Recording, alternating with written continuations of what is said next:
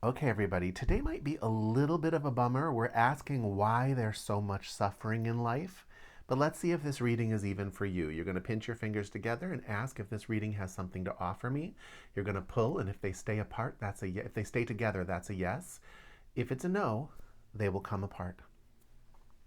So we're asking today why there's so much suffering in a human life. And so let's just see where we need to start here.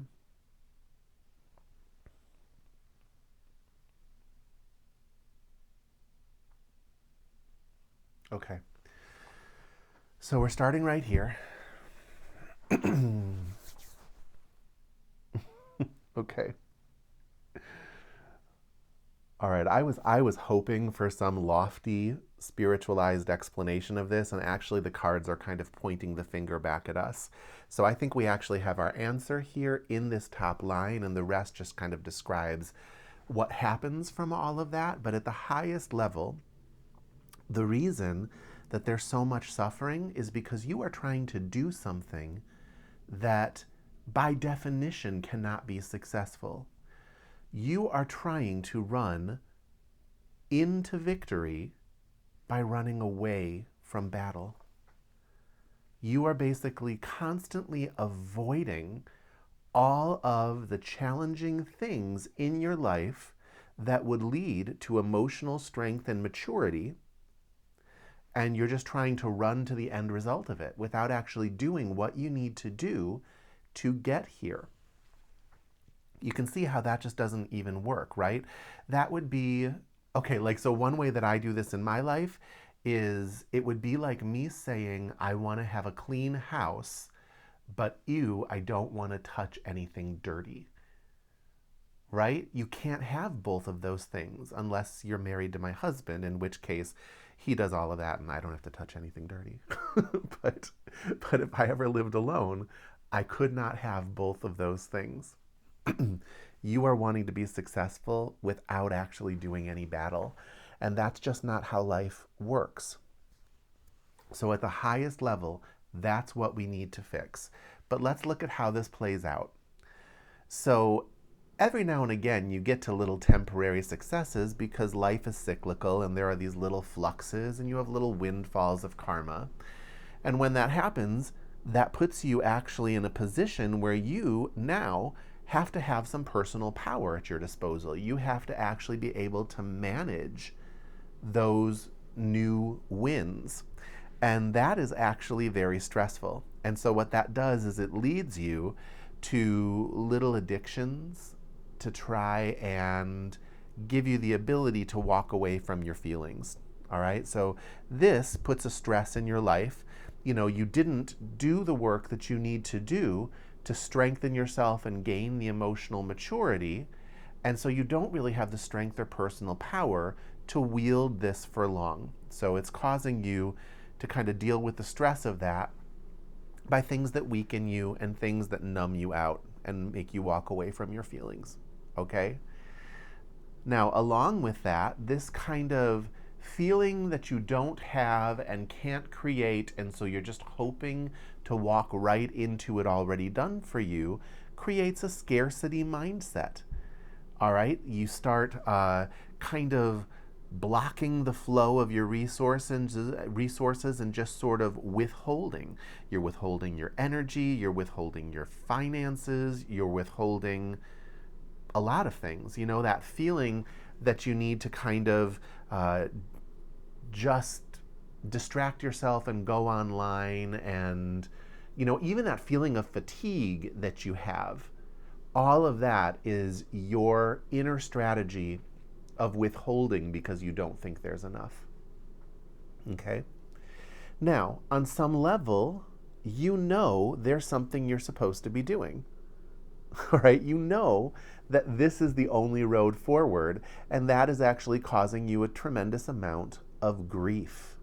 And because you don't have this emotional maturity, because you didn't go in that direction, you actually, a lot of your relationships that should be more nurturing are actually kind of transactional.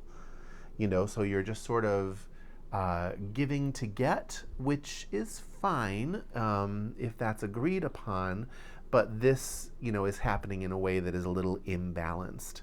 And it actually, all of this kind of leads to stagnation and a feeling that if life is asking something of you, it's kind of unfair, right? Like you shouldn't have to do anything, all right? But because, again, you know that the road out of this is to do the one thing that you just really don't feel like doing, all of this causes you a lot of anxiety and worry and stress. So there's this relentless, unproductive stress. The stagnation makes your mind very negative. You find yourself very judgmental of people. You find yourself just really kind of having an ugly mindset a lot of the times and being very negative. And this depression that you can't seem to get away from makes you feel aimless and out of control. It's like you're constantly moving and getting nowhere. And you don't feel like you have the energy to begin with. And yet you never feel that being still and withholding is actually giving you any real rest. You never feel actually rested.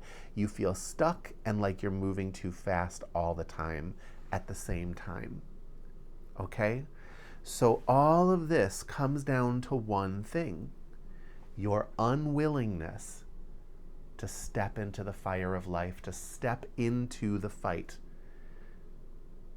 This thing where you just can't quite accept that you don't get to be victorious in any meaningful, lasting way without actually showing up for the parts of life that don't feel good.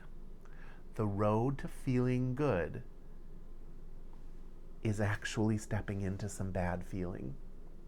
Okay? You step into it and you just deal with it, okay? You move it one stone at a time if you have to.